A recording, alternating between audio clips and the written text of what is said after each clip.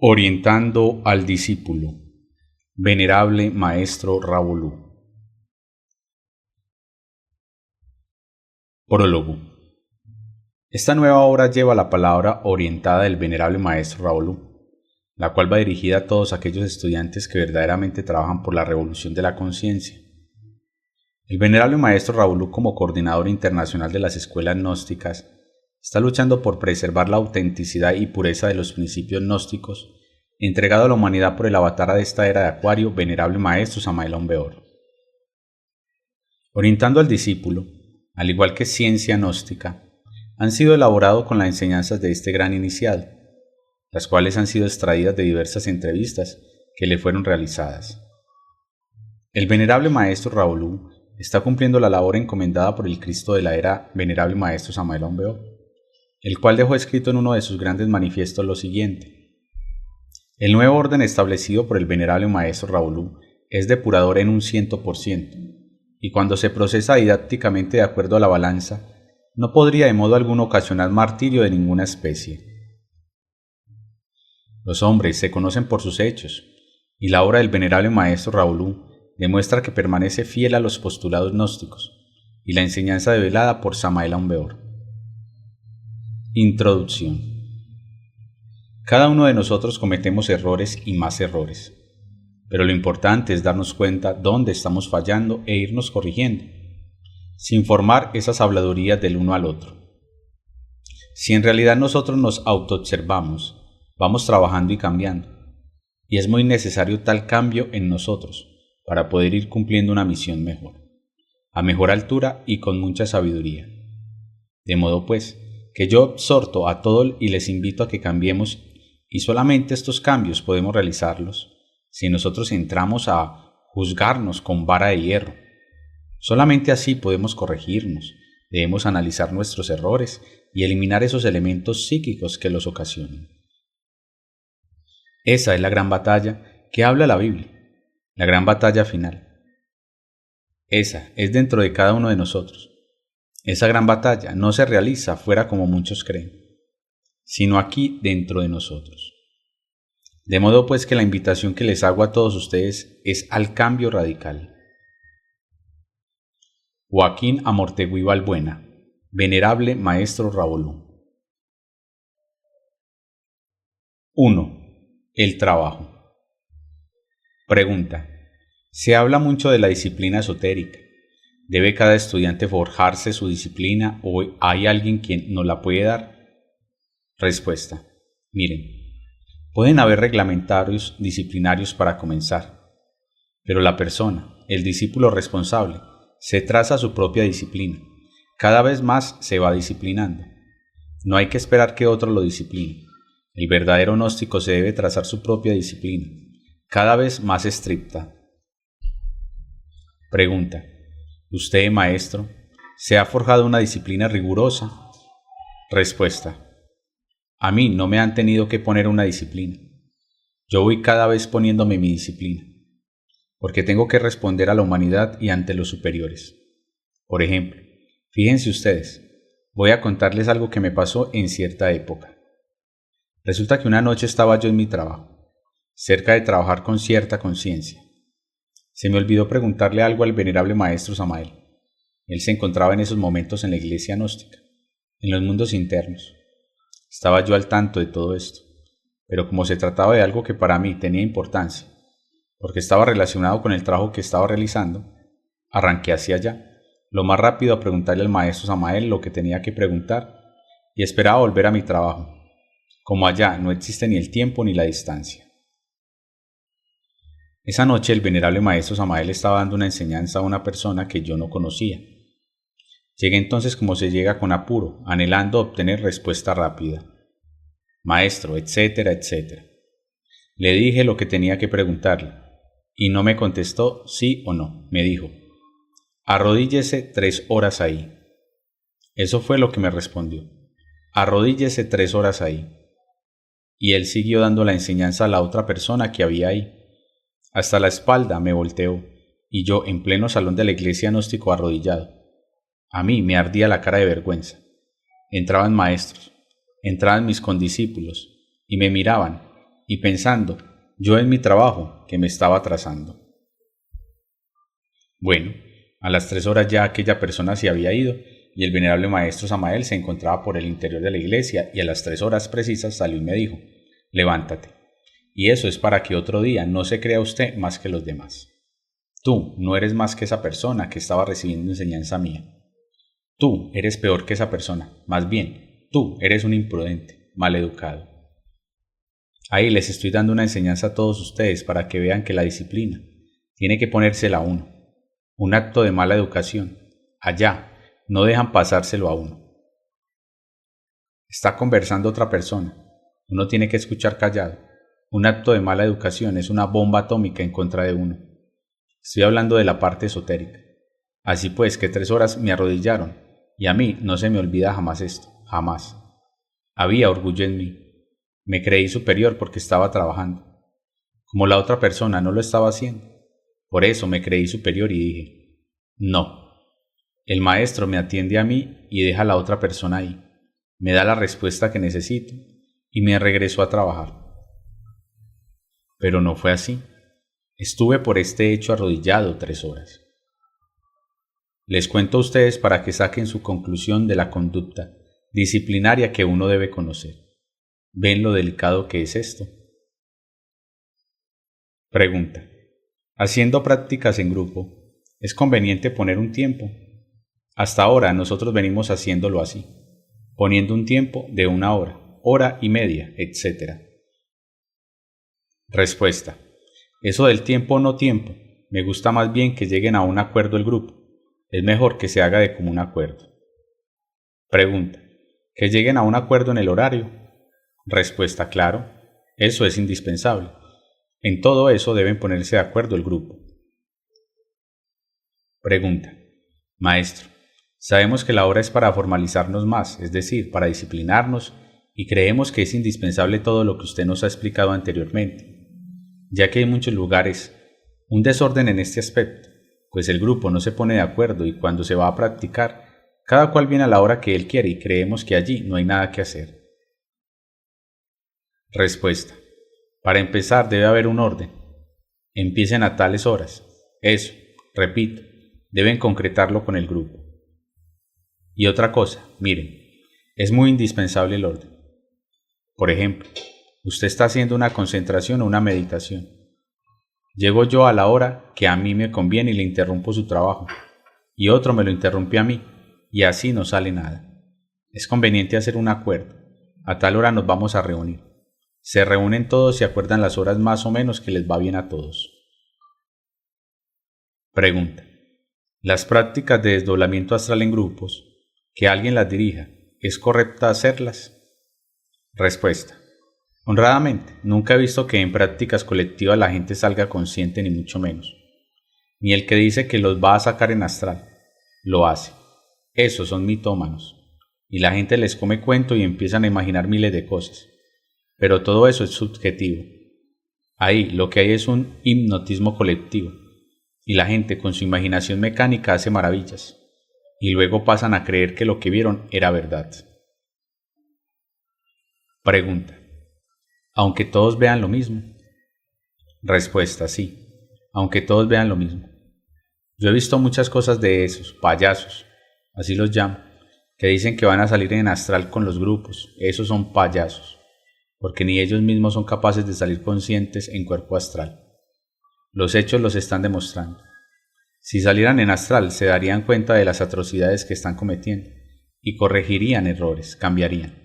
Pero veo que esos entre más días son peor que cerdos. Pregunta. Cuando en el día la autoobservación ha sido nula, ¿ese día podemos practicar la muerte del yo? Respuesta. Pero si no se ha autoobservado, ¿podría usted salir a la calle a pelear sin saber con quién? No, hay que autoobservarse. Si no se ha autoobservado, ¿con quién va a pelear? ¿A quién va a eliminar? En la autoobservación es donde se descubre uno. Pregunta. Maestro, ¿los locales que se usan para meditación es conveniente usarlos para conferencias? Respuesta. Siempre para la meditación debe haber un recinto aparte donde no entre todo el mundo. sino solo para eso. Sirve así porque se va impregnando de fuerza y si llegase una persona extraña daña. Pregunta. ¿Se le debe llevar la contraria al ego? Ejemplo. Si tengo ganas de estar sentado digo no, me pongo a caminar. Respuesta. Eso lo puede hacer con la pereza, pero no con todos los elementos psíquicos. Pregunta. ¿Es otro ego el que actúa ahí? Respuesta. Claro, es otro ego el que actúa. Va creando otro elemento ahí, contradictorio al otro. Si te quieres quedar sentado, pues quédate sentado. Pregunta. El maestro Samael en uno de sus libros menciona como muy útil y necesaria la práctica del Praktimoksha, en la que cada uno confiesa sus delitos y toda la fraternidad pide a Devi Kundalini elimine los defectos que menciona. Esta práctica se puede realizar en la fase C. Respuesta. Ni en fase C ni en ninguna parte. La humanidad no está preparada. Eso trajo grandes conflictos en muchos países porque llegaba uno, por ejemplo, y hacía una confesión de todos sus delitos y más se demoraba uno en hacerlo que estar en la boca de todos en la calle. Nadie aprecia ese silencio. En realidad, esa práctica está muy adelantada y no hay preparación. Nadie sabe hacer silencio, guardar secretos. Por eso el maestro lo prohibió. Se hace en silencio, pero una confesión dentro de uno, nada más. Pregunta. ¿Se debe comentar lo que sentimos al hacer las prácticas en la fase C? Respuesta. Nada, nada, nada. Lo esotérico no se debe comentar ni a la mujer, ni al hermano, ni al papá, ni a nadie. Eso es muy individual de uno. Pregunta. Maestro, hay personas que se jactan de ser bodhisattvas, algunos dicen que el maestro Samael se los dijo, y algunos otros ya se consideran maestros, y cuentan todo eso a los grupos. Respuestas. Son ignorantes, porque más vale ser un principiante y no un bodhisattva, porque el bodhisattva trae todos los resabios del pasado, y se entiende que el bodhisattva está rodeado o caído, y levantarse es muy difícil. Tenemos a la vista muchos bodhisattvas y no se han levantado el primero todavía. Salen maldiciendo de la gnosis, del venerable maestro Samael Aun Weor, y siempre, por lo regular, lo traicionan. Pregunta. Hay personas que dicen que los maestros están dando mensajes y que deben transmitir a los miembros de fase C. ¿Qué pasa con esas personas? ¿Se les debe creer o qué? Respuesta.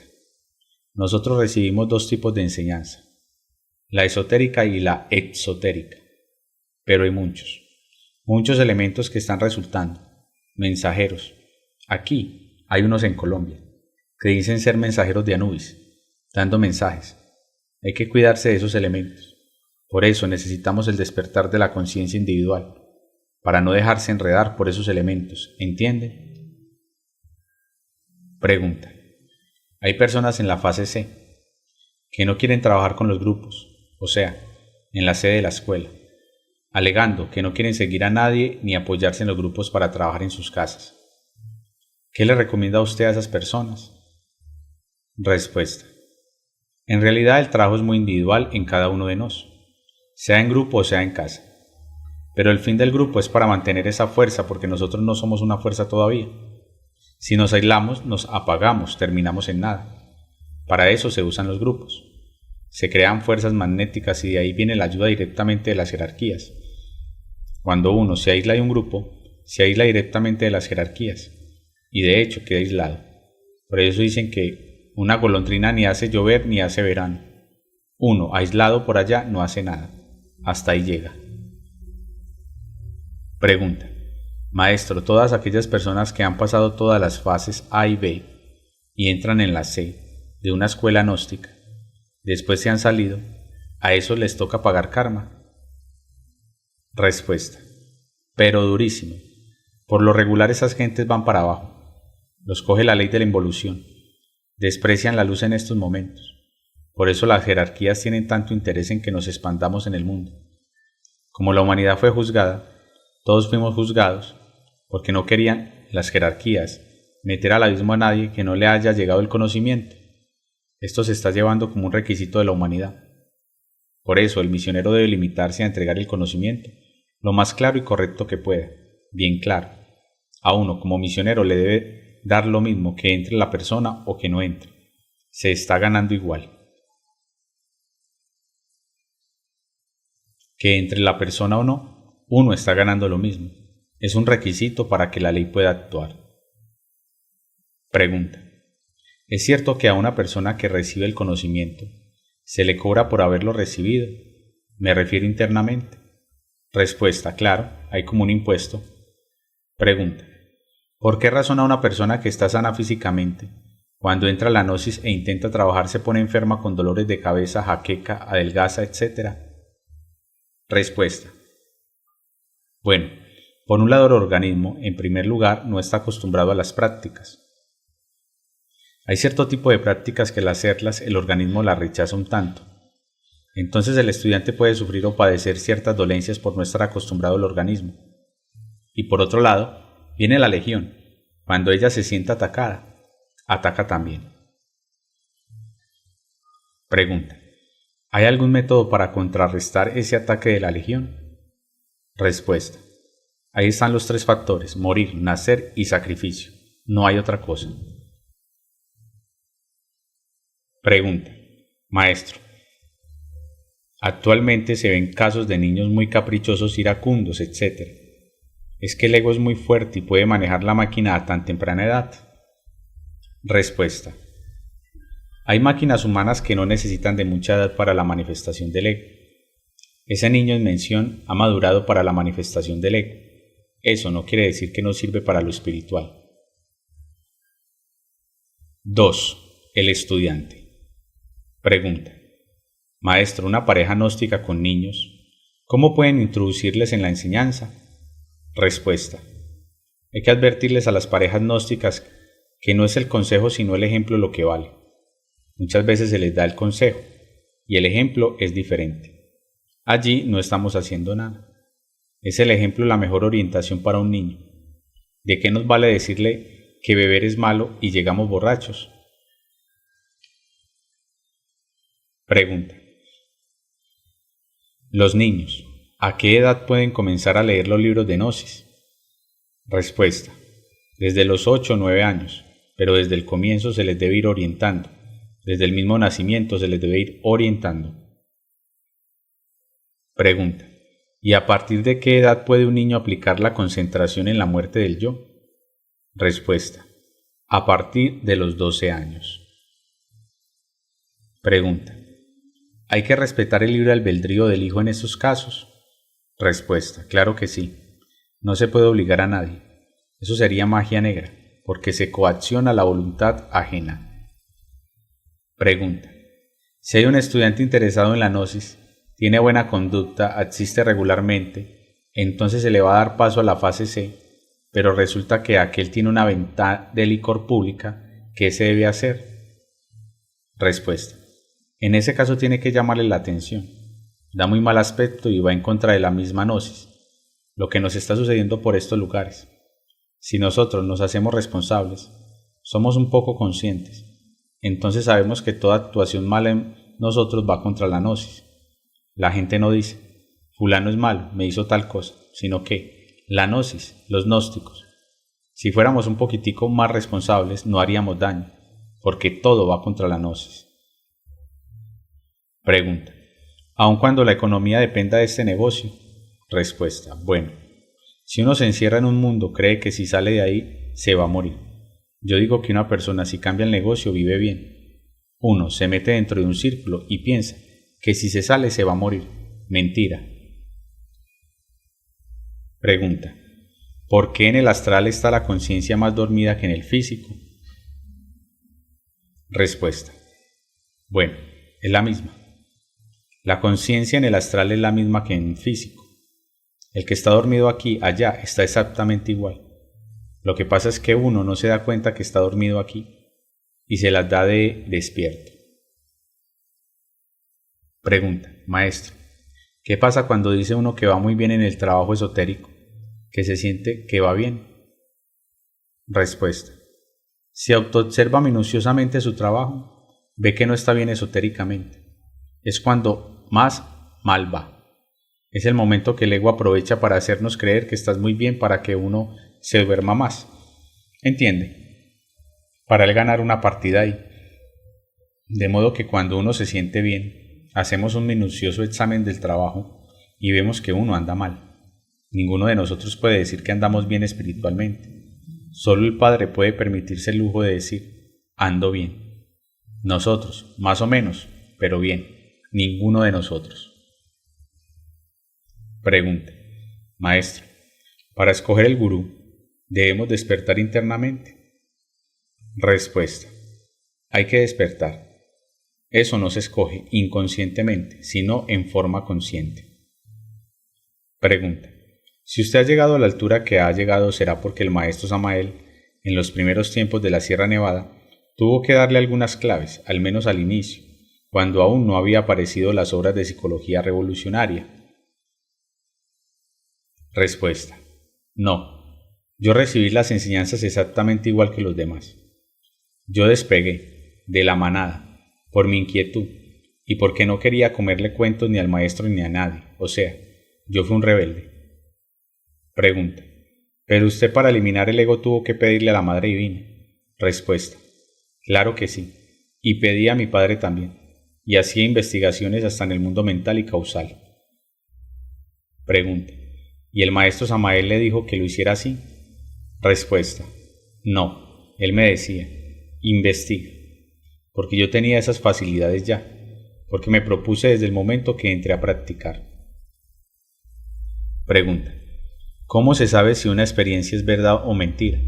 Si ha sido engañado por la legión del yo, que también sale, o es un chispazo de la esencia. Respuesta. Es que prácticamente allá uno pone en juego la intuición. Yo en muchas ocasiones invocaba al maestro Samael y llegaba, y por pura intuición sabía si era un mago negro disfrazado. Por pura intuición. Entonces yo conjuraba y se marchaba. Después llamaba al maestro y aparecía el verdadero maestro Samael. Por pura intuición lo sabía. Pregunta.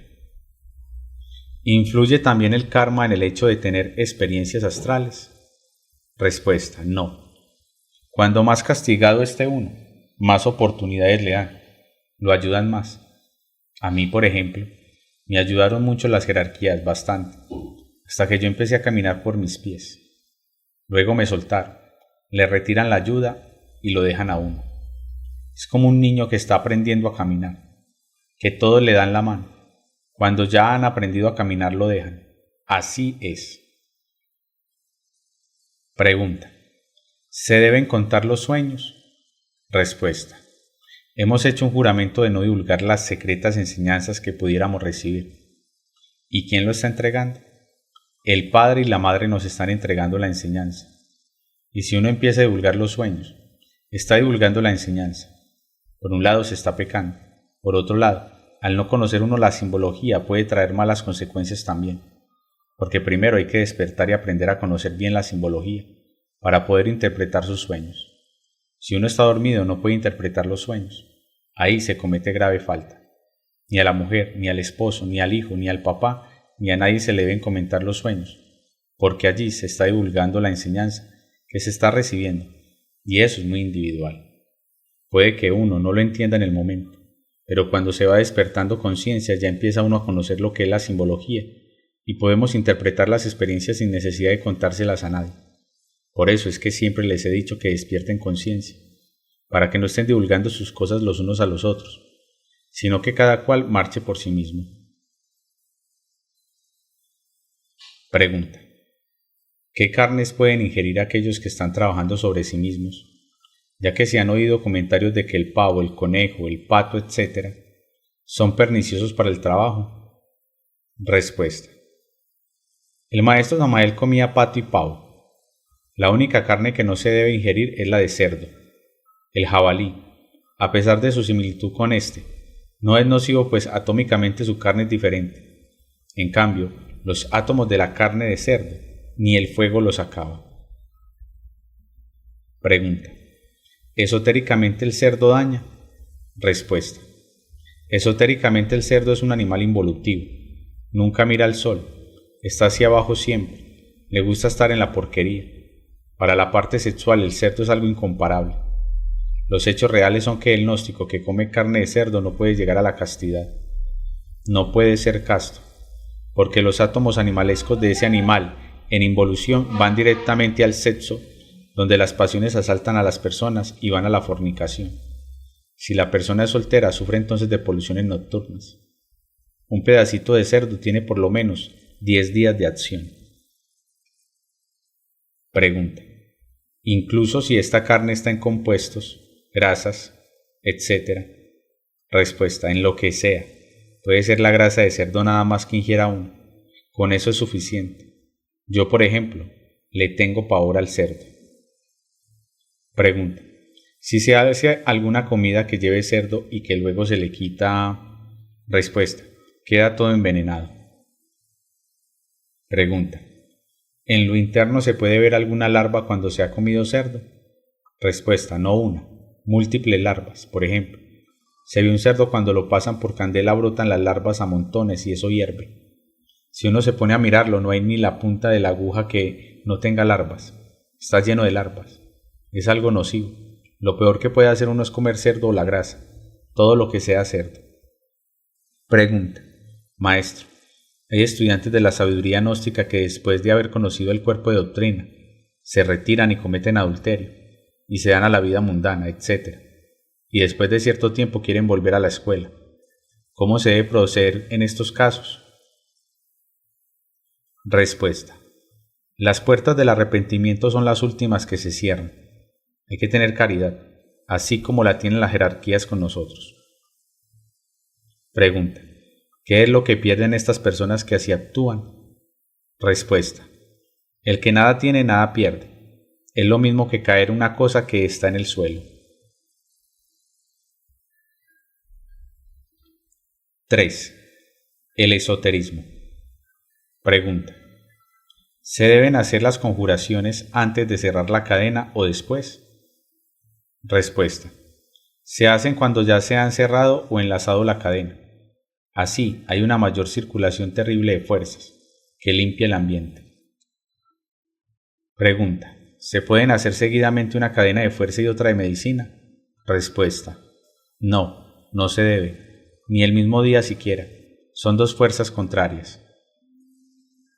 Pregunta. Excluyendo al pranayama, ¿la mujer puede hacer cadenas y demás prácticas en fase C con el menstruo? Respuesta. Claro que sí. Eso es una enfermedad normal en la mujer. Lo que no puede realizar es el pranayama. Pregunta. ¿Eso de hacer cadenas con los elementales del fuego, del agua, etc.? Respuesta.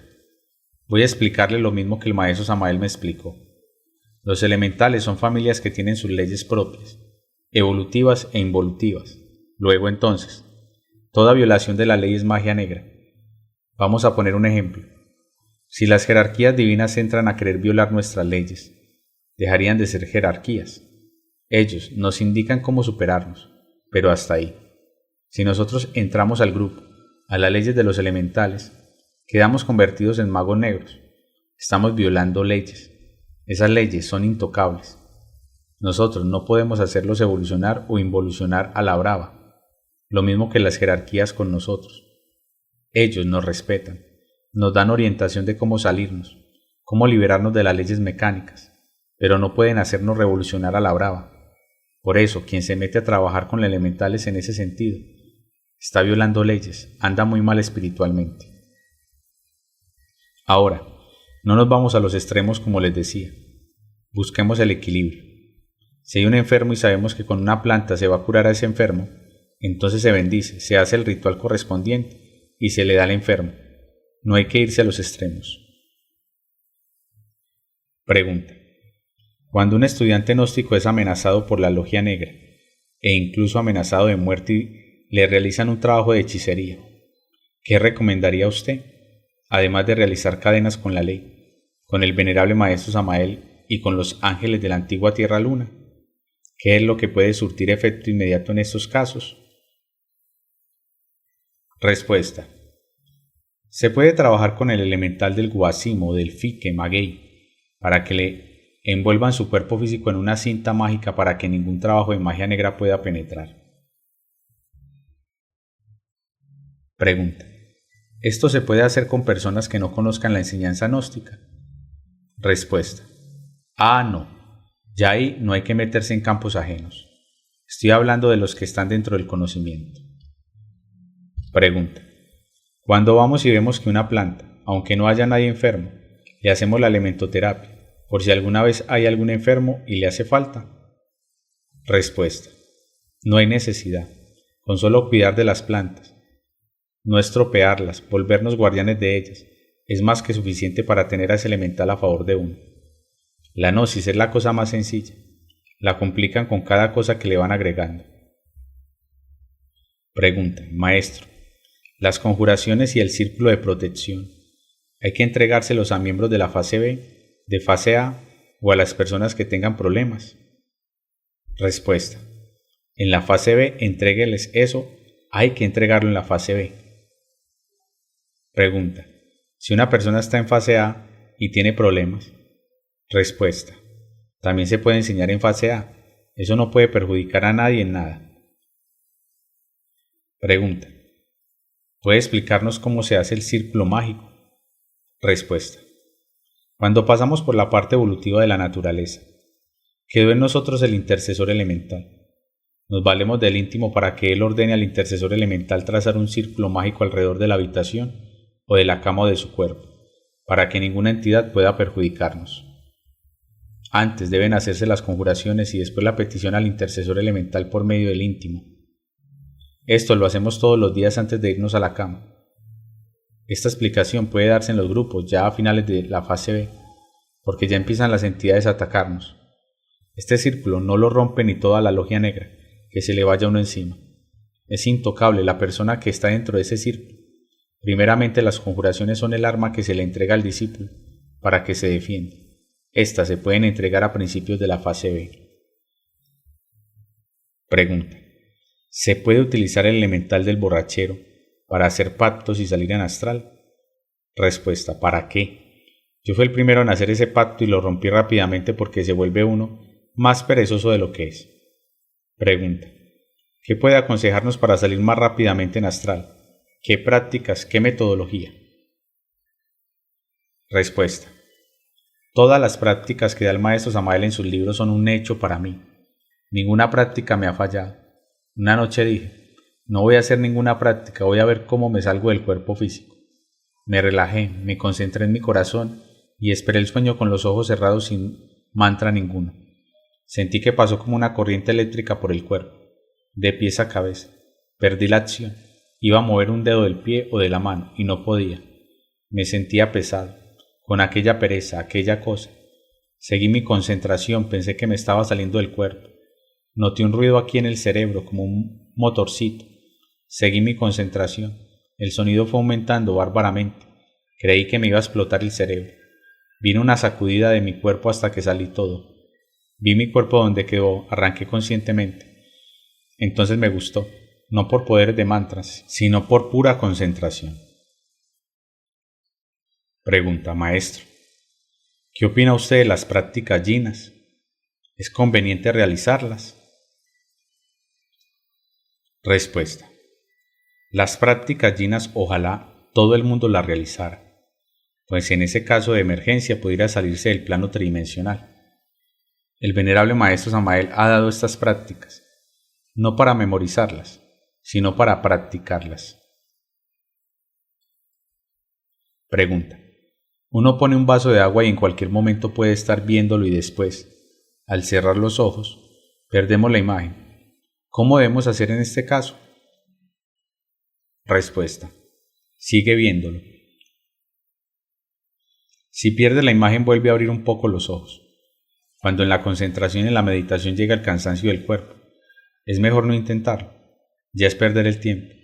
Por eso va educando gradualmente al cuerpo, al organismo, poco a poco. Si llegó al cansancio, no hay concentración, ni meditación, ni nada.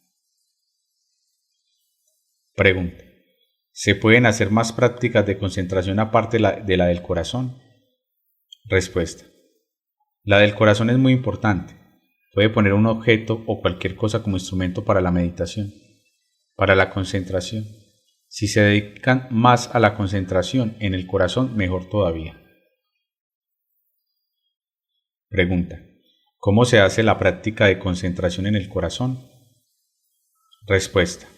Primeramente se relaja el cuerpo, los músculos que hay en todo el cuerpo. Después hacemos una oración al Padre y a la Madre, para que ellos nos ayuden. Nunca deben actuar sin pedirles a ellos la ayuda. Tercero, se meten en su corazón, mirando cómo es la forma del mismo, cómo circula la sangre, de qué está hecho, cómo es por dentro, hasta que vayamos entrando, y cuando acuerda uno, puede estar metido dentro de su propio corazón, que es su templo. Pregunta. Hay personas que intentan imaginarse el corazón y no pueden, les falta imaginación, ¿qué hacer? Respuesta.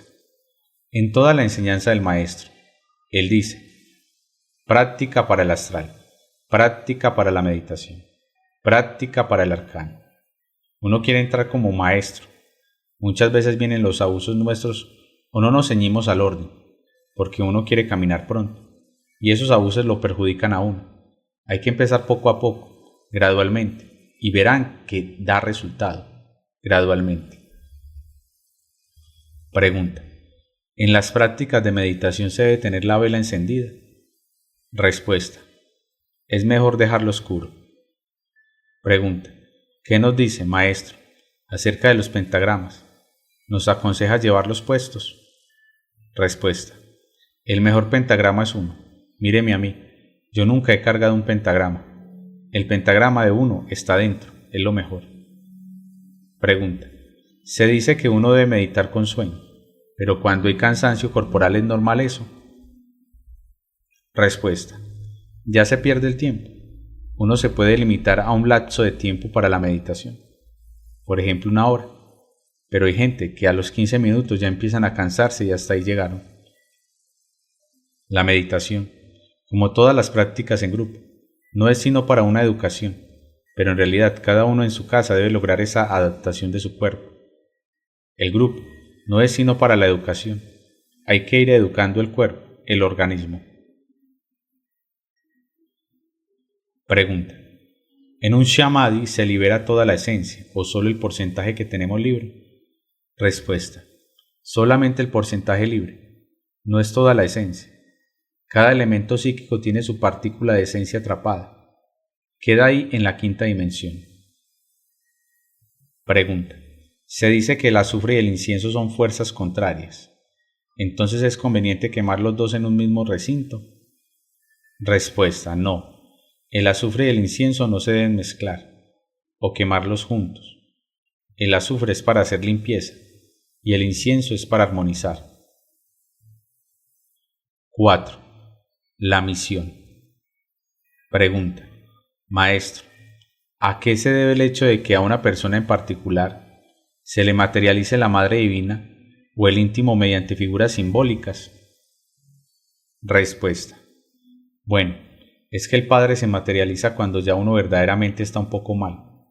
Ellos agotan los últimos recursos para favorecerlo a uno. Depende del símbolo. Nos están mostrando cómo estamos, pero siempre ellos, mientras uno esté marchando más o menos, ni se dejan ver ni escuchar siquiera. Ellos pueden materializarse cuando está uno en el último caso, cuando ya va uno para el precipicio. Pregunta. Cuando un instructor tiene un bache psicológico que se viene abajo, ¿es conveniente que deje el grupo o es mejor intensificar su trabajo con el grupo? Respuesta. Lo mejor es intensificar. Cuando uno se cae, se pega un porrazo, se resbala y cae, ¿usted se quedaría sentado o se para a caminar?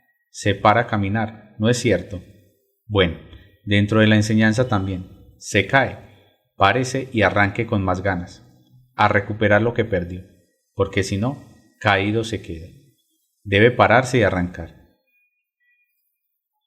Pregunta, maestro, ¿nos puede dar una orientación sobre lo que es el sacrificio por la humanidad y la caridad? Respuesta. Bueno, el sacrificio por la humanidad siempre se tiene a confundir con la caridad. Vamos a explicar estos dos aspectos. El sacrificio por la humanidad es entregar el conocimiento sin límites, pero para ello tiene uno que prepararse, no digamos intelectualmente, sino esotéricamente, es decir, despertando conciencia. Nunca trabajamos bien, sino más bien o menos bien. Bien solamente es el Padre. Uno anda siempre, como se dice por estos lados, a medio palo. Bien solamente es el Padre. Por eso debemos ir mejorando la obra. Hay que despertar conciencia, mejor dicho, trabajar con los tres factores: morir, nacer y sacrificio por la humanidad. Entre más se trabaja se va mejorando, y es por la obra que lo califican a uno y le pagan. Es decir, lo castigan o le pagan por la obra que uno realiza. Si la hace pésima, recibe uno el castigo. Si lo hace más o menos bien, recibe su premio. La caridad es muy diferente. Es ya darle de comer al hambriento, darle de beber al sediento, etcétera, etcétera. Bueno, lo material, lo que uno dé al necesitado, eso es caridad. Esto nada tiene que ver con el factor sacrificio por la humanidad. La caridad es una obligación de nosotros, es una añadidura que le agregamos a los tres factores. Ese es el calificativo, porque lo que da uno aquí en el mundo físico lo merece. Lo que se da espiritual se lo pagan a uno. Entonces hay que tener muy claro eso.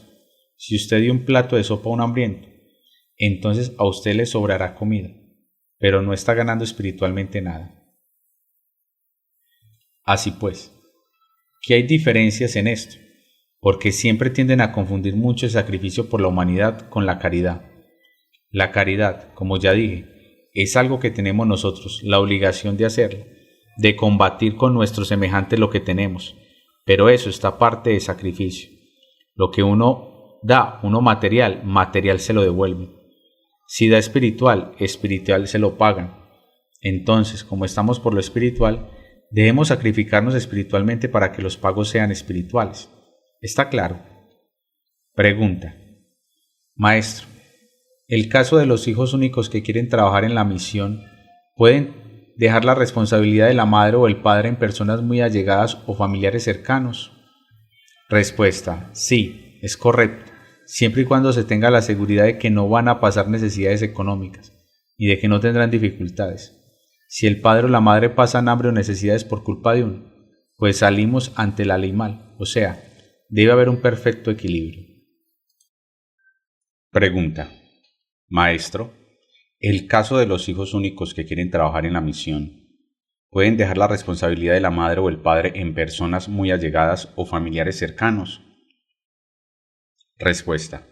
Sí, es correcto, siempre y cuando se tenga la seguridad de que no van a pasar necesidades económicas y de que no tendrán dificultades. Si el padre o la madre pasan hambre o necesidades por culpa de uno, pues salimos ante la ley mal, o sea, debe haber un perfecto equilibrio. Pregunta. Hay personas que están casadas y tienen hijos, que están decididos a dar la misión, pero dicen que si no será también poner un karma a sus hijos. ¿Qué deben hacer?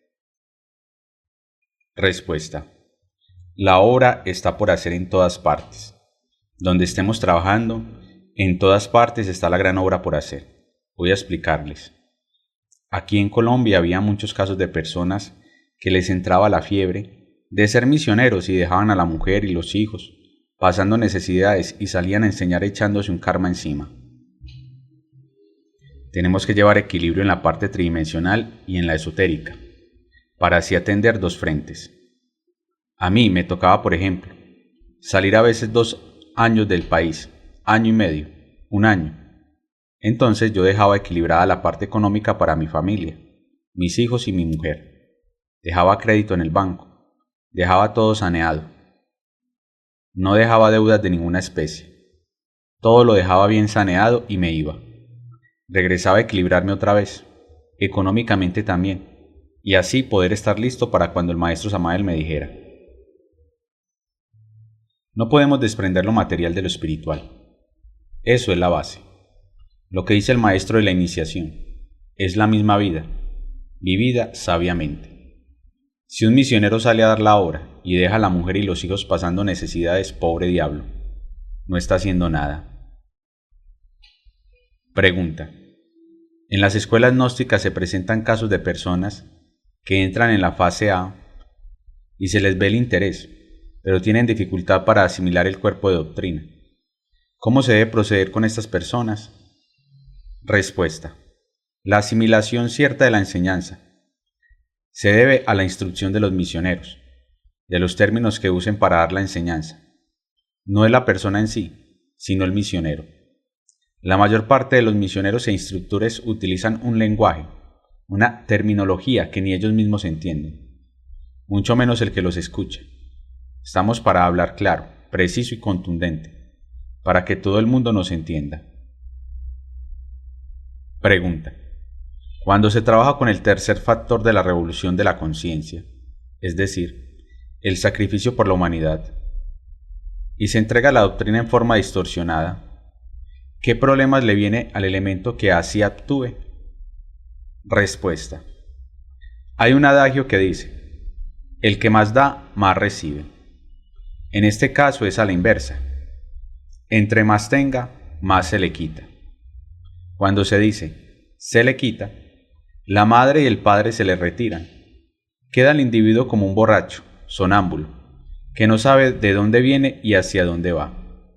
Eso mismo les ocurre a aquellos individuos soñadores, que sueñan que ya son jerarquías, y se apartan para formar su movimiento aparte. Pregunta. ¿Cómo puede afectar la mitomanía a un instructor? Respuesta. La mitomanía no solo afecta a un instructor, sino a cualquiera que caiga en ella, pues ya se cree santo o superior a los demás, y no hace esfuerzos por morir ni trabajar en los tres factores, pues cree que no lo necesita. Pregunta. ¿Qué nos dice de los grupos que están editando los libros del maestro Samael? Respuesta.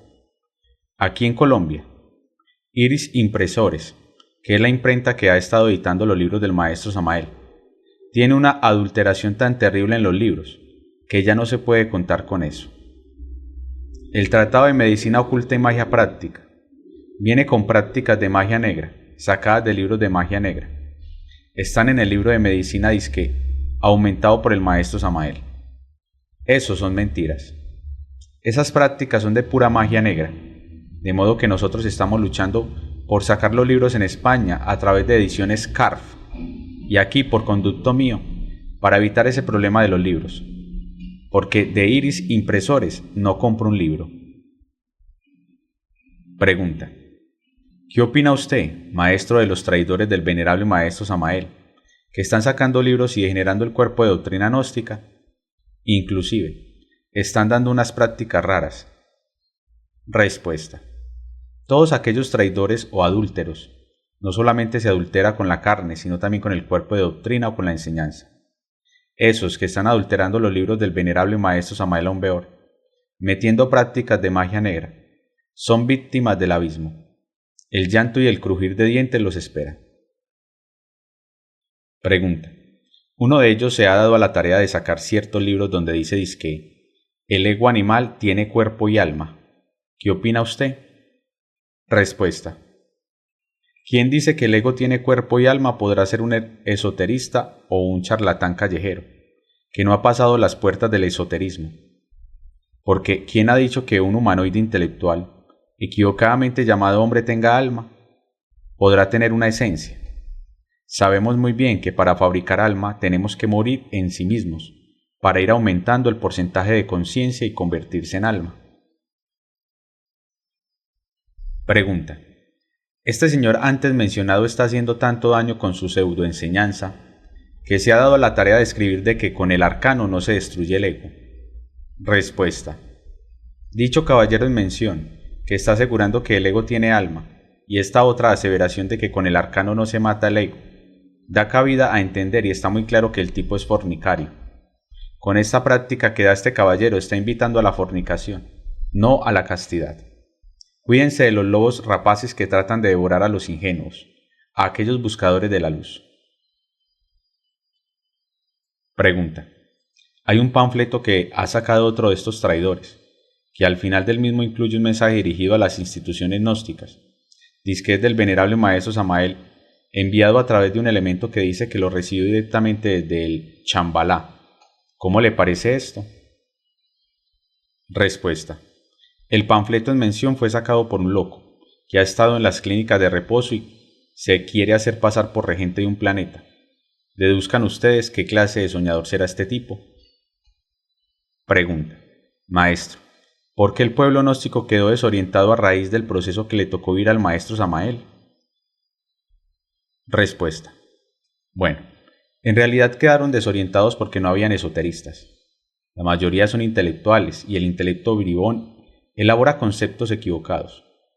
Estos señores eran seguidores de la parte tridimensional del maestro Samael. Ni siquiera seguían al maestro, porque un seguidor del maestro trabaja y se convierte de hecho en un esoterista. Pero como la mayoría no se dedicaron a trabajar sobre sí mismos, o sea, en los 3 factores, pues se desorientaron. ¿Por qué yo no me desconcerté? Porque he seguido mi comunicación con él. Por eso es que he enfrentado mucho más fuerte mi trabajo y estoy luchando por la obra que dejó el venerable maestro Samael, para que la obra no se desintegre y presentarla ante las jerarquías superiores como obra verdadera. Pregunta. Se ha hablado mucho de que el maestro Samael tiene cuerpo físico. Otras personas dicen que no. ¿Nos podría aclarar esta cuestión? Respuesta. El problema radica en que los que no conocen la parte esotérica tienen argumentos contradictorios.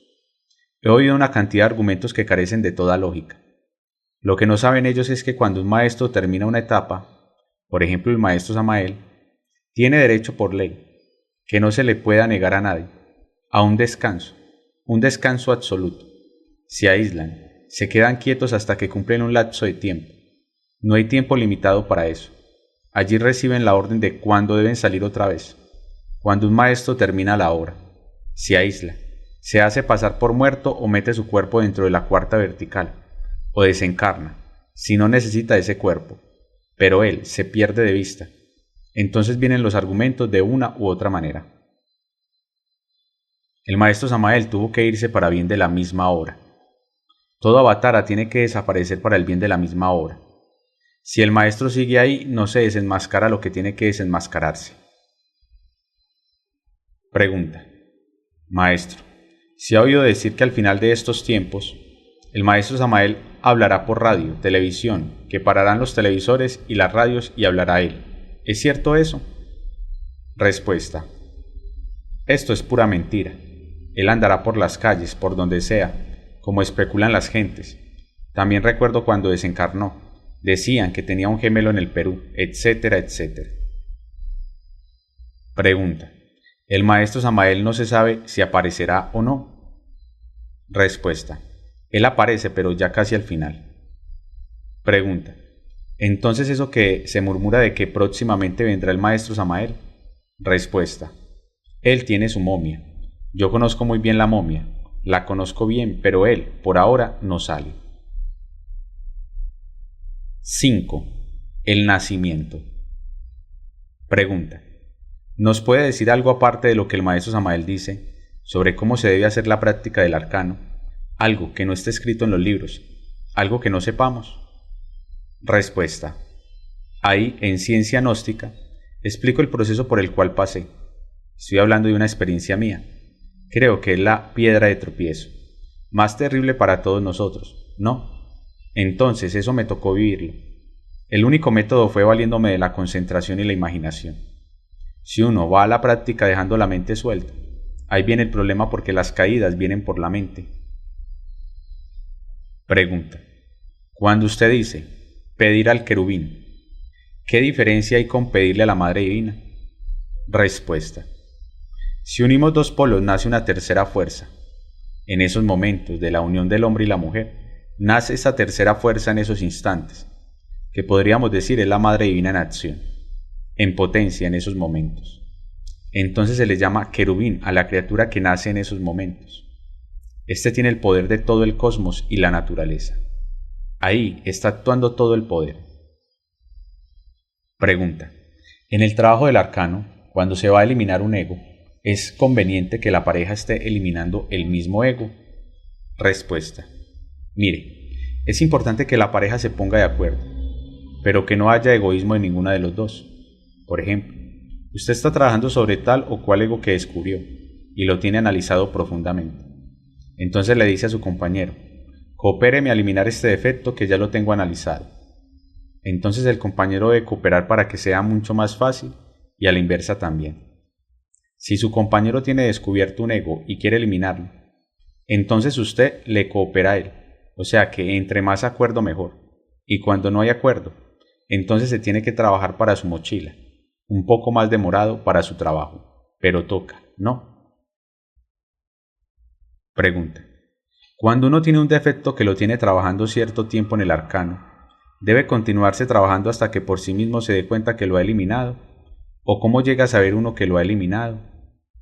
Cuando se elimina un defecto viene una virtud, de modo pues, que no hay necesidad de entenderlo intelectualmente, sino que los hechos de uno irán cambiando. Ahora, si se está un poco despierto, verá el proceso de la muerte del defecto en los mundos superiores. Pregunta. El maestro Samael habla que cuando se fabrica un cuerpo es porque se sabe que se tiene y puede utilizarse, porque en los casos que se fabrican mecánicamente, la persona no se da cuenta ni puede usarlo. Respuesta. Me parece que esa pregunta de fabricar cuerpos solares mecánicamente es un absurdo, pues con la mecánica no se logra nada. Otra cosa es trabajar inconscientemente en la transmutación de las energías. Sin haber despertado eso es muy diferente. De modo pues, que este tipo de mecánica que usted manifiesta no se le vuelva a ocurrir porque esto puede traer confusiones graves. Pregunta. ¿Es conveniente al principio de casarse unas personas pasar por inmediatamente a transmutar? ¿Es mejor estar durante un tiempo preparándose, pidiéndole a la Madre Divina le prepare los conductos, etc.? Respuesta. Bueno, hay un problema que debemos tener en cuenta. Cuando hay mucha alteración en la pareja, no deben practicar el arcano. Se aplica la caricia o careza, que es transmutar las energías sin el peligro de una caída. Cuando vea a la pareja que hay peligro de caída, mejor no unirse porque es provocar un problema. Cuando hay mucha alteración, mejor no unirse. Pregunta. ¿Es correcto, cuando se está practicando alquimia y el hombre pierde potencia, volver a excitar al miembro? Ya cuando se perdió, debe retirarse. Pregunta. ¿Y si se pierde desde un principio? Respuesta. La sábila corrige eso, tanto en el hombre como en la mujer. Pregunta. ¿En qué forma se utiliza la sábila para el problema de la frialdad en la mujer? Si se le quita la corteza, la parte de afuera, queda el cristal, el cual se licúa y se toma todos los días un vaso en la mañana hasta que se normaliza. Pregunta. ¿Las caricias en el trabajo del maitún requieren un estado interior adecuado y una autoobservación plena? Respuesta. Sí, claro. Las caricias deben hacerlas uno muy consciente y gradualmente, no pasarse de los límites. Esto es muy importante para la pareja. Pregunta. ¿Qué consecuencias tienen las poluciones en el trabajo esotérico? Respuesta. En realidad sí tienen malas consecuencias. Vamos a suponer que los señores del karma no le cobren a uno nada porque anda dormido. Pero para el trabajo aquí sí tiene consecuencias gravísimas. Un excedente es el que se transmuta para cristalizar los cuerpos internos, o sea, los cuerpos de fuego. Y al no haber excedente, ¿qué va a transmutar uno? Si ese excedente se va en poluciones nocturnas, no hay excedente, entonces, ¿cómo va uno a fabricar los cuerpos internos? ¿Qué es lo que va a transmutar si no la hay? Entonces, sí perjudica. Pregunta. Maestro, ¿qué tiempo se debe esperar para volver a realizar las prácticas después de una caída? Respuesta. En realidad, el que se cae, no digamos que se cae, digamos mejor, se resbaló o rodó de donde estaba a otro sitio. Caer es una cosa que está alta. ¿No es cierto? Rodar es lo que está en el suelo. En este caso, rodó por una caída, rodó más. Se debe esperar únicamente 24 horas, porque cada 24 horas se puede realizar la práctica, porque cada 24 horas la energía está apta para la transmutación, está madura. Esos que demoran 3 o 4 días, eso es perder el tiempo. El que se cae y se queda caído es un tonto. El que cayó, levántese y camine. ¿Entendió? Pregunta. En un matrimonio en que la mujer ha sido operada y la hayan extirpado los ovarios, ¿puede el marido practicar con ella? El marido puede practicar, Ella no puede progresar íntimamente por el fuego. Lo que puede hacer es dedicarse a morir psicológicamente, dedicar su resto de tiempo a la muerte del yo, porque ya la transmutación no puede ser. Pregunta: ¿y en el caso de las mujeres que tienen malas las trompas de falopio u otro órgano? Respuesta: entonces sí. Cuando no ha habido operación dentro de la misma práctica, se le pide al querubín para que repare las deficiencias que haya y pueda lograr su curación. Mientras que no haya habido operación, la energía es la única medicina que sirve para curar todo tipo de enfermedades. Una vez curados, pueden trabajar normalmente en la alquimia. Pregunta: suponiendo que hay un caballero que entra a fase C, pero su esposa no conoce la enseñanza gnóstica. En este caso se le entrega el arcano AZF a él. Entonces, ¿qué sucede con su esposa? Respuesta: él está en el deber de explicarle a su esposa. De lo contrario, se cometería un delito al no comunicarle a la esposa lo que está realizando. Pregunta: ¿y si la esposa o esposo no quiere saber nada de la gnosis? Respuesta: bueno, eso sí ya es delicado. Le toca entonces trabajar con ella o él sin que hayan conflictos, con mucha diplomacia en el trabajo, no darle a entender al cónyuge que se está transmutando la energía, con mucha diplomacia, pero para eso hay necesidad de explicarle muy detalladamente al esposo o esposa, para que se entere bien, porque muchas veces no se le explica bien y hay un malentendido, de modo, pues, que se le debe explicar muy bien al cónyuge para que pueda entender. En caso de que se niegue entonces, el esposo o esposa tiene que trabajar muy silenciosamente en su transmutación. Pregunta: suponiendo que un caballero que asista a la fase B y va a entrar en la fase C y hace más de un año está separado de su esposa, ¿este señor puede unirse ya a otra mujer para trabajar en los 3 factores? Respuesta: en esos casos lo que se debe hacer es un último esfuerzo y explicarle a la esposa, demostrarle a ella que ha habido cambios en él. Antes de unirse a otra, debe primero hacer un último esfuerzo, porque esa es un alma que se va a perder. Pregunta: ¿y si ella no quiere saber nada? Respuesta: entonces debe esperar un año sin haber tenido contacto sexual, antes de unirse a otra. Antes no. Después de ese año ya él queda en libertad. Pregunta: si se muere el cónyuge, ¿también debemos esperar un año? Respuesta: como mínimo un año. Lleva los requisitos con la ley, que no tenga la ley nada contra uno. Mejor es guardar el requisito de un año mínimo. Pregunta: hay personas que quieren divorciarse de sus parejas porque no les aceptan la gnosis. Respuesta: eso no está correcto, porque nadie puede obligar a nadie. Eso sería contradictorio porque no se respeta el libre albedrío. El que está en la gnosis debe seguir su trabajo, su transmutación, muy diplomáticamente, sin separarse del otro. Cualquiera de los dos que no quiera la gnosis, que siga al otro, sin escandalizar en el hogar.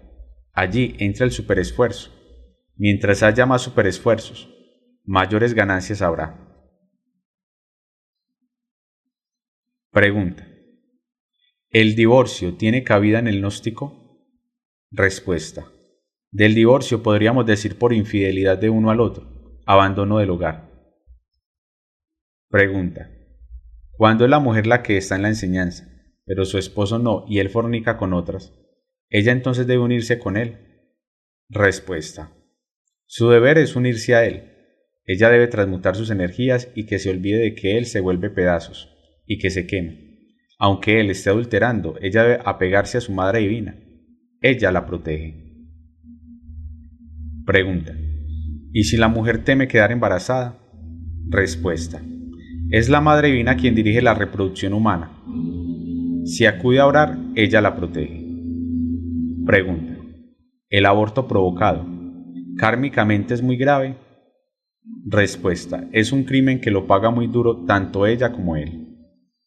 Pregunta: ¿puede bañarse la mujer con el menstruo? Respuesta: no, hasta que pase totalmente el menstruo, ya que de lo contrario traería enfermedades posteriores. Eso es lógico. Mientras esté menstruando no debe bañarse ningún día. Pregunta: si la mujer está en el periodo menstrual normal, sin dolor, ¿es conveniente hacer la gimnasia que el maestro Samael pone en el libro Transformación Radical? Respuesta: no, es mejor quedarse tranquila. Pregunta: ¿por cuánto tiempo debe la mujer amamantar a su hijo? Respuesta: no más de 6 meses, ya después no se le pasan anticuerpos a la criatura y la leche no es efectiva. Pregunta: cuando uno es soltero y no consigue esposa para trabajar en el arcano, ¿qué puede hacer para acelerar este proceso? Respuesta: fíjese que el mal lo llevamos dentro de nosotros. Si uno empieza a morir de hecho, le sale compañera rápidamente porque es un imán de atracción. Si uno no muere, más bien rechaza. Nadie lo quiere ver. Ahí está el problema. El problema está dentro de nosotros mismos, no fuera. Pregunta: hay personas que son solteras y creo que han leído en Medicina Oculta lo que el maestro habla de la orden de los Epoptae, y dichas personas dicen que están practicando la magia sexual en los mundos internos y hablan con mucha seguridad, como si en verdad lo hubieran experimentado. ¿Qué es lo que sucede con estas personas?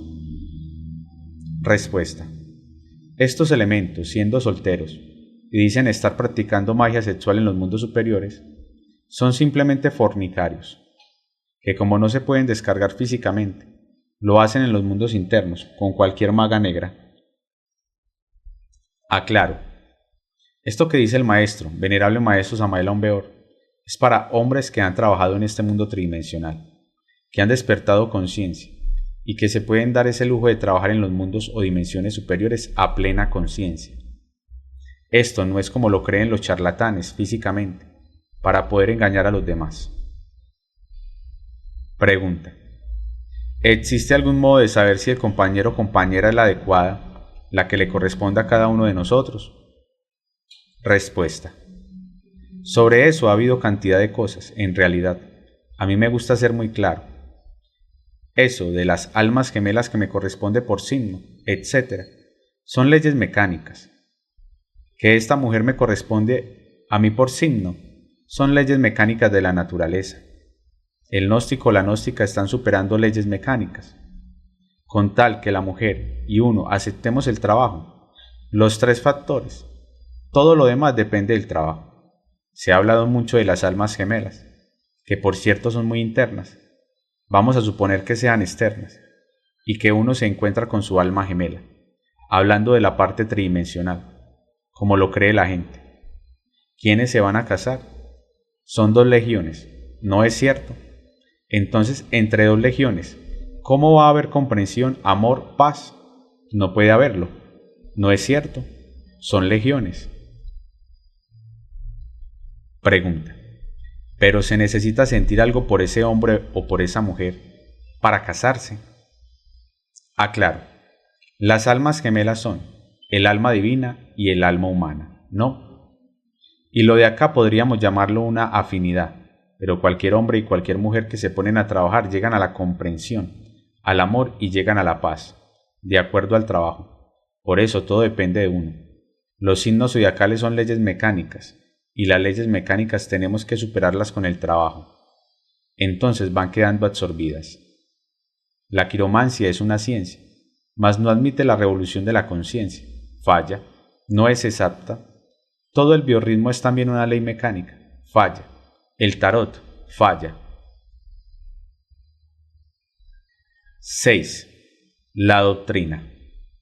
Pregunta: un médico que está dentro de la gnosis, que trabaja en el departamento de planificación familiar recomendando anticonceptivos, aparatos que le introducen a la mujer, etc., ese médico, que podría buscar otra rama dentro de su profesión, ¿está ganándose un karma serio?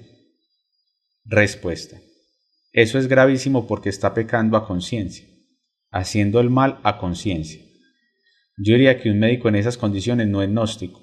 Son elementos que están metidos ahí, pero no es un gnóstico. Un gnóstico verdadero no hace eso. Pregunta: maestro, ¿queda comprometido un abogado ante la ley objetiva cuando se dedica a divorciar parejas? Respuesta: está violando las leyes. Queda comprometido ante la ley divina porque se está metiendo en algo intocable, como lo es el matrimonio, que es algo muy delicado. Se está metiendo en determinaciones que debe tomar solamente la pareja, sin intervención de nadie. Pregunta. ¿Por qué se dice que un Hanasmussen es peligrosísimo? Respuesta. El Hanasmussen es peligroso porque las energías las utiliza el ego para darse sus banquetes, haciendo fechorías. Esas fuerzas mal canalizadas, o sea, dirigidas por el ego, causan desastres donde llega a donde quiera que se encuentre. Pregunta. ¿Los bodhisattvas no están sujetos al ciclo de 108 existencias? Respuesta. Todo el mundo, en el momento que tenga cuerpo físico, se somete a las leyes. Ya, el que se libera, si tiene cuerpo, no está sujeto a eso, pero mientras no sea liberado está sujeto. Son unas leyes estrictas. Pregunta. ¿La ley de la Catancia está regida por Anubis y los 42 jueces de la ley, o no? Respuesta. Los jueces de la ley lo rigen todo lo que está de acuerdo a los diferentes planos o mundos de conciencia. La diferencia es que se aplica la ley de la Catancia más fuerte, más dura. No es lo mismo castigar a un principiante o a un neófito que a una persona que ya tiene conciencia. El castigo es más riguroso. Pregunta. ¿Esta ley de la Catancia agarra al bodhisattva y al maestro? Respuesta. Se entiende que el castigo o ley de Catancia abarca todo, no hay excepciones. Pregunta. ¿Hay gentes que piensan que los maestros ponen de su capital para ayudar a otros? Respuesta. No. Eso no se lo permiten a uno, ni a la mamá, ni al papá, ni al amigo, ni a nadie. Pregunta. Maestro, las personas que cometen delitos y no se arrepienten de nada, por ejemplo, un asesino que justifica sus hechos con una palabra, ya sea esta libertad o patria, cualquier circunstancia y no siente nada, ¿eso qué significa? ¿Que ya van derecho a la involución? Respuesta. Ya está la conciencia demasiado dormida. No hay conciencia ninguna, es decir, no hay nada en la persona y es claro que va a involución. Ahora bien, voy a explicarles que para que haya ascenso y descenso se necesitan dos fuerzas. Esas dos fuerzas provienen desde lo más alto a lo más bajo. Son fundamentales estas dos fuerzas, positivo y negativo, blanco y negro, ángel y demonio, bonito y feo. En fin, todo por el libre albedrío que existe entre las jerarquías. El libre albedrío, el respeto. Nosotros no nos respetamos, pero en las jerarquías es intocable el libre albedrío. Entonces las dos fuerzas se forman desde el momento en que el absoluto vomitó, como ya les dije antes, la creación. Las mónadas salieron desde el absoluto, de ahí comenzó el libre albedrío. Por eso es que hay mónadas que no les interesa la maestría. Se puede apreciar en los asesinos o en diferentes personas, etc., que a través de sus ciclos de vida nunca les ha llamado lo espiritual. ¿Por qué? Porque a la mónada no le interesa la maestría. Todo viene de arriba hacia abajo. Pregunta. Cuando una persona desencarna y por sus buenas obras las jerarquías decretan vacaciones, ¿toda la esencia libre se va de vacaciones hacia las dimensiones superiores o solamente el porcentaje que tenía de desembotellado? Respuesta. La esencia se va de vacaciones a su mundo causal, la parte que está libre. Lo demás queda embotellado en el ego en la quinta dimensión. Pregunta. Maestro, ¿existe un tipo de emoción que sentimos cuando nos montamos en carritos chocones, en ferias, en la montaña rusa, etc.? ¿Qué es ese tipo de emoción? Respuesta.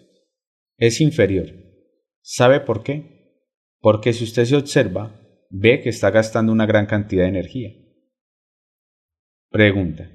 Cuando en un país se da una epidemia, ¿se pueden hacer cadenas para pedir por ellos? Respuesta. Las epidemias y todo eso vienen por karma. Aquí cada uno pagamos por el mal que hemos hecho. Puede pedir y no cometer falta, pero de nada le va a servir, pues las epidemias llegan porque llegan. Pregunta. Maestro, sabemos que existen muchos accidentes. Hay personas que salen ebrias, borrachas por completo, tienen 20 años bebiendo, salen en un carro coche conduciendo y nunca les pasa nada. Como hay otras que van conduciendo normales, sobrios, y tienen un accidente, mueren o quedan inválidos. Todos los accidentes están regidos por la ley. Respuesta. Bueno, hay accidentes que no tienen nada que ver con la ley. Un abuso de uno puede provocarle la muerte o quedar inválido. En ese caso la ley no tiene que ver. La ley utiliza ciertos momentos para, por medio de un accidente, exponer la vida a 2 o 3 señores. Pregunta. Cuando vamos por la calle y encontramos una moneda, una maleta o cualquier cosa y la cogemos, ¿es delito el cogerlo? Respuesta. Uno no debe coger lo que no debe. Eso no es de uno. No lo debe coger. Ni dinero ni nada. Uno tiene que contar con lo que de uno nada más. Lo que le ha costado, nada más. Pregunta. ¿Así esté pasando usted hambre? Respuesta. Como sea. Yo me he visto sin 5 centavos en el bolsillo, sin almorzar, sin con qué pagar el transporte, y ver a un tipo caérsele un rollo de billetes y llamar al tipo, vea señor, ¿qué es lo que se le está cayendo ahí? Otra vez he visto el dinero ahí se queda.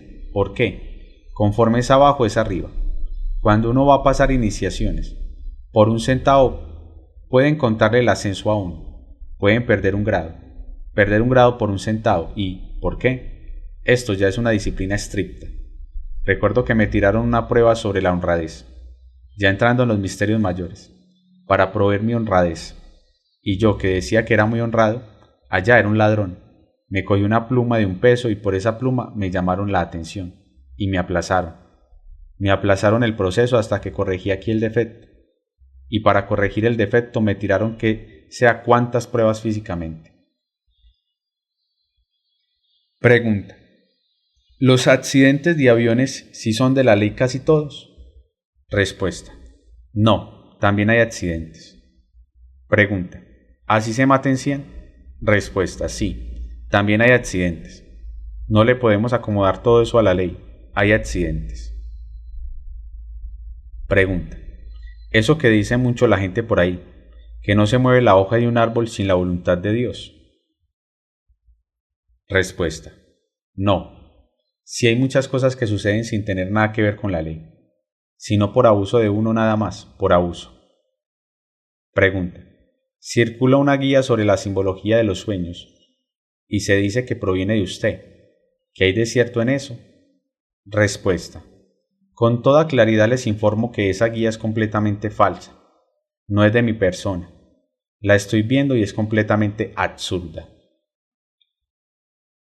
Pregunta. En el libro de las 3 montañas del venerable maestro Samael aparecen las iniciaciones venustas, víboras de luz, incluidas en la primera montaña, dice el maestro. Son las octavas superiores de las iniciaciones de fuego. Y cuando el maestro Samael habla de la segunda montaña dice, todo aquel que ingrese en la segunda montaña no recibe por tal motivo más grados ni iniciaciones antes de la resurrección auténtica.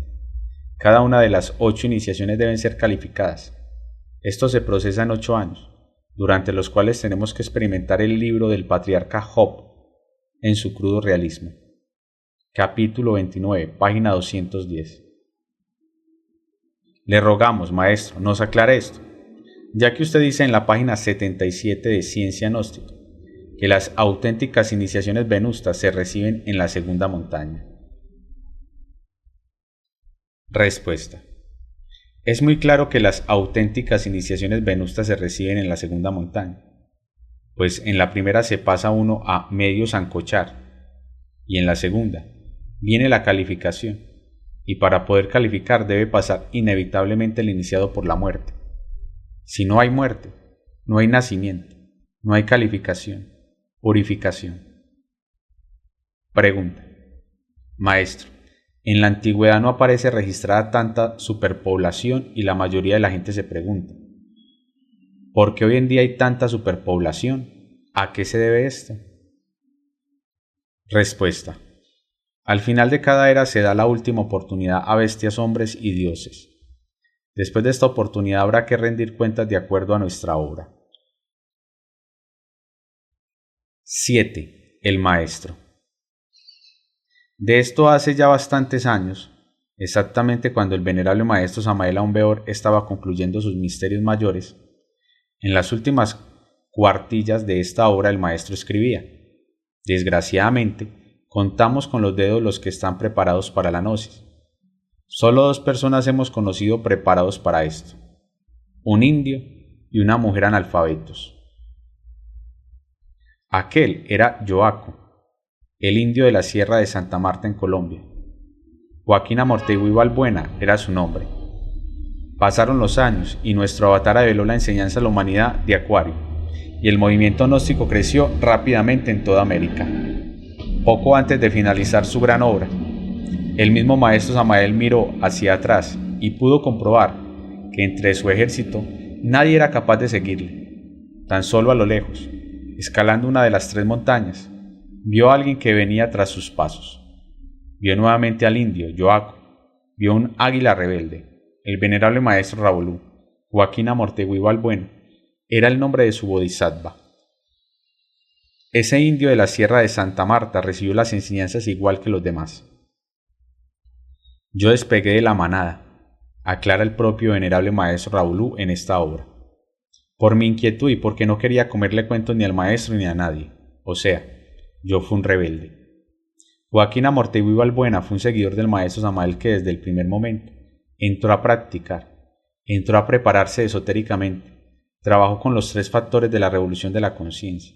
Tenía siempre presente aquello que había dicho el maestro, que el intelectual, por falta de un punto de una coma, pierde el sentido de la oración, que el intuitivo sabe leer donde el maestro no escribe y escuchar donde el maestro no habla. De esta manera, fue el único capaz de sembrar aquel puñado de semillas que leyera el maestro Samael antes de abandonar su cuerpo físico. De esta manera el venerable maestro Ravolú es el único capaz de recoger sus frutos, porque he seguido mi comunicación con él. Por eso, es que he enfrentado mucho más fuerte mi trabajo, y estoy luchando por la obra que dejó el venerable maestro Samael, para que la obra no se desintegre, y presentarla ante las jerarquías superiores como obra verdadera. Y su misión es esta, la de orientar al discípulo, para que a su vez el discípulo pueda presentar su obra verdadera, particular. Ninguno de nosotros, por el mero hecho de seguir sus orientaciones, por la simple circunstancia de pertenecer a las instituciones gnósticas existentes en el mundo, tenemos asegurada una plaza para el éxodo. Eso únicamente se logra trabajando aquí y ahora, muriendo, naciendo y sacrificándonos por la humanidad. Siguiendo el ejemplo del venerable maestro Ravolú, a las personas se les conoce por sus hechos. Lo importante es comprender que la gnosis no nos necesita a nosotros. Tan solo el verdadero rebelde sabe que la gnosis le es necesaria. Tan solo el verdadero rebelde sabe que su vida está al servicio de la gnosis, y no al revés. Esta es la orientación que un día recibiera aquel campesino, de tez morena a quien nuestro maestro Samael llamaba Yoaco. Final del libro Orientando al discípulo, del venerable maestro Ravolú.